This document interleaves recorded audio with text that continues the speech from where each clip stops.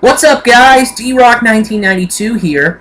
For this next video and for my next movie review, I'm going to be talking about a movie that came out last year that was a Christmas comedy film, and it stars three big stars.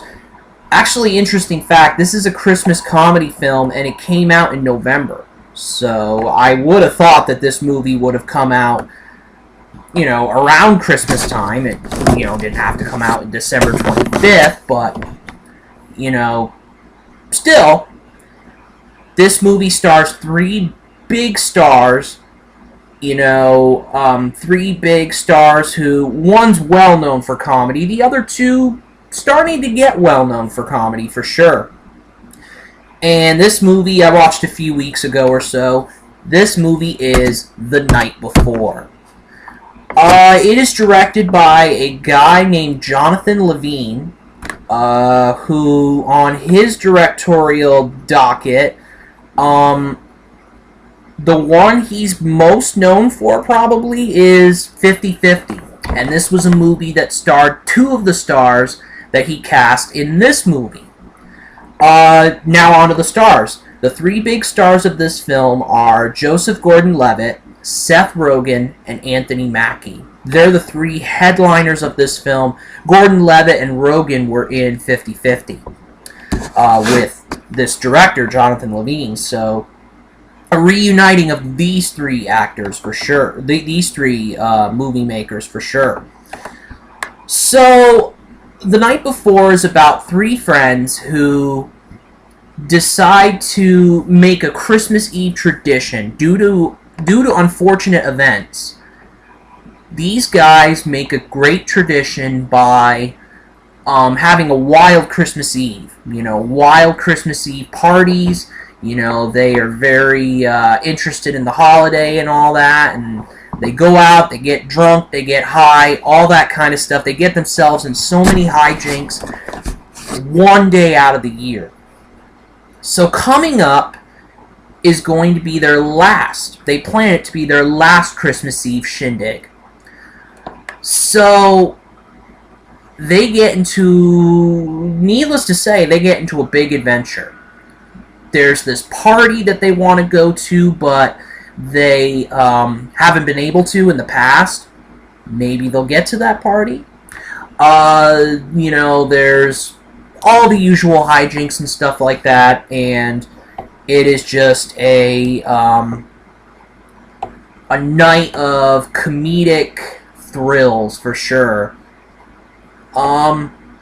So yeah, the movie, so that's basically what the plot of the film is.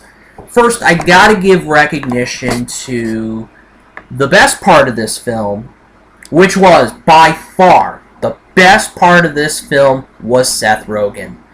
He was laugh out loud hilarious. One of his best performances in a movie that I have seen. I'll go back to The Interview, a movie that I've reviewed on this channel. He played second fiddle to James Franco in that movie. Franco was the star of the film by far. Here, alongside Gordon-Levitt and Anthony Mackie, he is the shining star. He is the guy for sure. He is the star of this movie.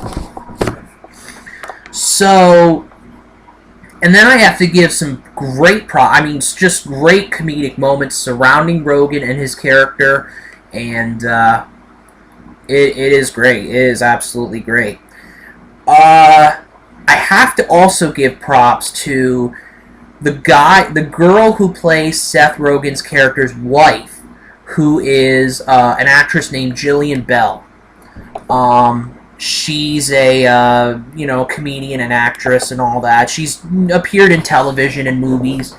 I have to give props to her, too. She did a nice job in this movie she played second fiddle to Rogen, but the chemistry these two had as a comedic pair was great. It was really good. One of the strongest parts of the movie, for sure, if not the strongest. So the chemistry between these two were very good. Um, Anthony Mackie. He gives a solid performance as one of the friends as one of the three friends. Rogen is another of the three friends. So Anthony Mackie, gives a solid performance. He provides some comedy and all that, some comedic relief. And then you get to Joseph Gordon-Levitt, who's sort of more so the straight man in the movie. Serves more of that straight man character that's in like every single comedy. He had some comedic moments as well, but not as much. So I would say he gave a solid performance. But this was really, again, this was Seth Rogen's movie for sure. Mackie and Gordon-Levitt were there for the ride, and they provided some good comedic moments as well. But this was Seth Rogen's show. Also, some other characters I'd like to, Lizzie Kaplan, who reunites with Seth Rogen after their appearances in The Interview. Lizzie Kaplan is in this movie. She does a solid job as the love interest of one of the characters. Michael Shannon. I have to say, Michael Shannon, he's been in a ton of movies. Probably most prominently for me, Man of Steel as General Zod. But Michael Shannon in this movie was great. He really was great. He, played a very interesting character for sure, but his character was very good for sure. I would say he would be the second standout behind Rogen. Mindy Kaling, who has the show on television called The Mindy Project. I don't know if it's still on or not, but Mindy Kaling, I have to give some props to her. She did a pretty good job in a supporting role. And then, really, there's a couple cameos I want to talk about here. James Franco, who, these three guys these three actors and Rogen, Franco, and Kaplan all reunite in the same movie after The Interview from 2014. So Franco, I have to say, gives a pretty funny cameo for sure. And I believe Franco and Rogen share scenes, but I don't think Franco and Kaplan do. These three actors shared scenes in The Interview.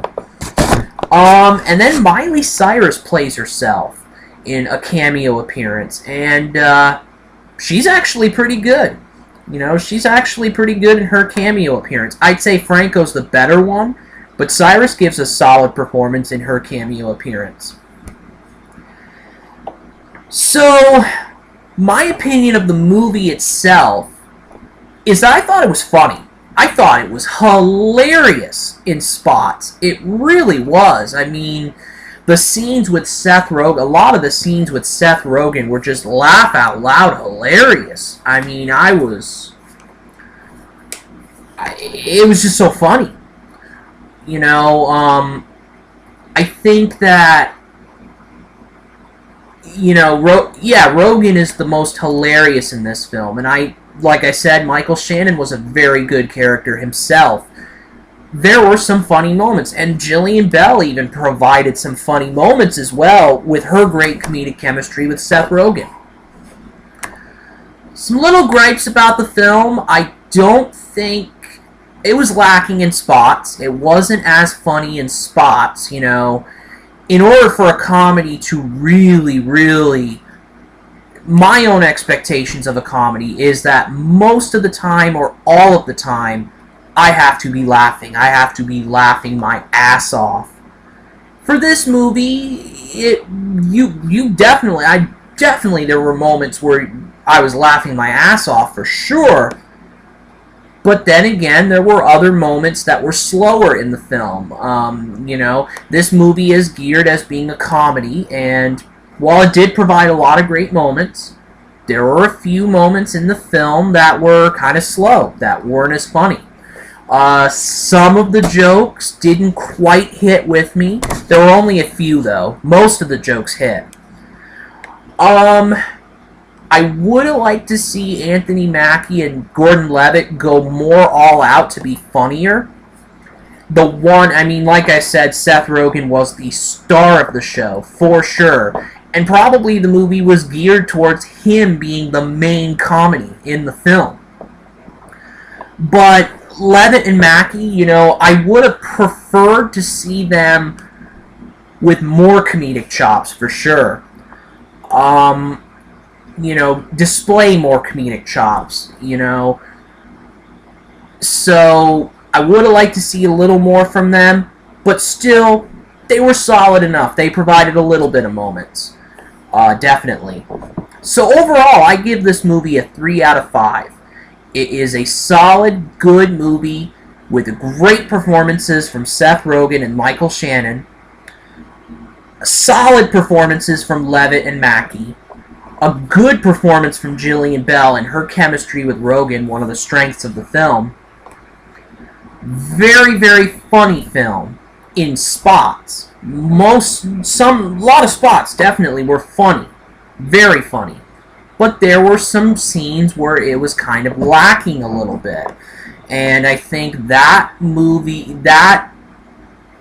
fact kind of, it drops it a little bit from, drops it from 4 or 5 territory to a 3 for me. But still, this movie is hilarious in spots. I am going to watch it again for sure. I probably will end up watching it again for sure if it ends up on cable or online or something like that. So, I like the movie. It was a good comedy. So that is it for this review on The Night Before. D-Rock 1992 out.